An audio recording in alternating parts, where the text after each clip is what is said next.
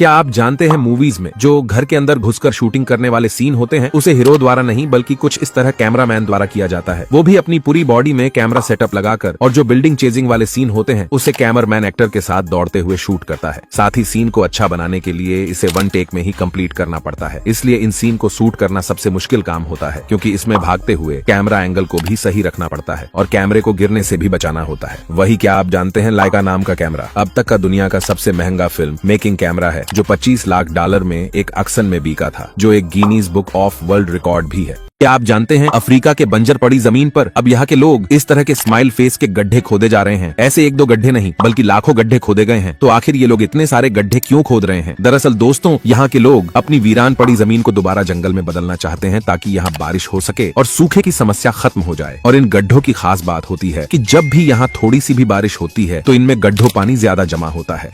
और इन गड्ढों में खास तरह के पेड़ों के बीज डाले जाते हैं, जो कि चारकों से लिपटे होते हैं। इन बीज की खासियत होती है कि ये बीज सिर्फ नमी के संपर्क में आने पर ही अंकुरित होते हैं, बाकी समय ये ऐसे ही पड़े रहते हैं। लेकिन अगर आपको लग रहा होगा कि इन गड्ढों से कुछ नहीं होगा, लेकिन पिछले 1 साल में यहाँ थोड़ी थोड़ी हरियाली दिखने लगी है। क्या आप जानते हैं सांप के जहर को घोड़े के शरीर में क्यों डाला जाता है? ऐसा सांप के जहर से लड़ने वाली दवाई बनाने के लिए किया जाता है। तो आखिर ये दवाई घोड़े से ही क्यों बनाई जाती है, हाथी से क्यों नहीं? जबकि हाथी जैसे जानवर तो घोड़े से भी शक्तिशाली होते हैं। तो चलिए जानते हैं दोस्तों। एंटी वेनम बनाने के लिए सबसे पहले सांप के जहर को घोड़े के खून में डाला जाता है, लेकिन घोड़े में उतना ही जहर को डाला जाता है जिससे कि उसका शरीर लड़ पाए। इसे घोड़े की रोग प्रतिरोध क्षमता एक अलग तरह की एंटीबॉडी बनाने लगती है, जिससे कि धीरे धीरे जहर का असर कम होने लगता है और घोड़ा ठीक हो जाता है। फिर इसी एंटीबॉडी को निकालने के लिए घोड़े के शरीर से 5 से 10 लीटर तक खून निकाला जाता है। फिर इस प्लाज्मा से एंटीबॉडी को अलग करके दवाई के रूप में पैक कर देते हैं। ये दवाई घोड़े के शरीर से इसलिए बनाते हैं क्योंकि घोड़े की रोग प्रतिरोध क्षमता सबसे ज्यादा होती है। वही कभी कभी सांप के काटने पर हाथी जैसे जानवर भी नहीं बच पाते हैं। क्या आप जानते हैं कि स्विट्जरलैंड की सड़कों पर आपको ऐसे भी ब्रिज देखने को मिल जाएंगे जिसमें ट्रक की तरह बहुत सारे पहिए लगे होते हैं, जिसकी मदद से पूरे के पूरे ओवर ब्रिज को एक जगह से दूसरी जगह आसानी से ले जाया जा सकता है। आखिर यहाँ पर परमानेंट ब्रिज बनाने की बजाय इस तरह के ब्रिज का इस्तेमाल क्यों किया जाता है? चलिए जानते हैं। दरअसल दोस्तों, स्विट्जरलैंड में जहाँ सड़कें खराब हो जाती है, तब इन सड़कों की रिपेयरिंग के दौरान आने जाने वाले लोगों को कोई दिक्कत ना हो, इसलिए इस तरह के ब्रिज को लगा दिया जाता है। इसे लगा देने से ट्रैफिक इसके ऊपर से निकलता है और रोड को रिपेयर करने का काम भी चलता रहता है, और काम खत्म होने के बाद इस ब्रिज को खींचकर दूसरी जगह ले जाया जाता है।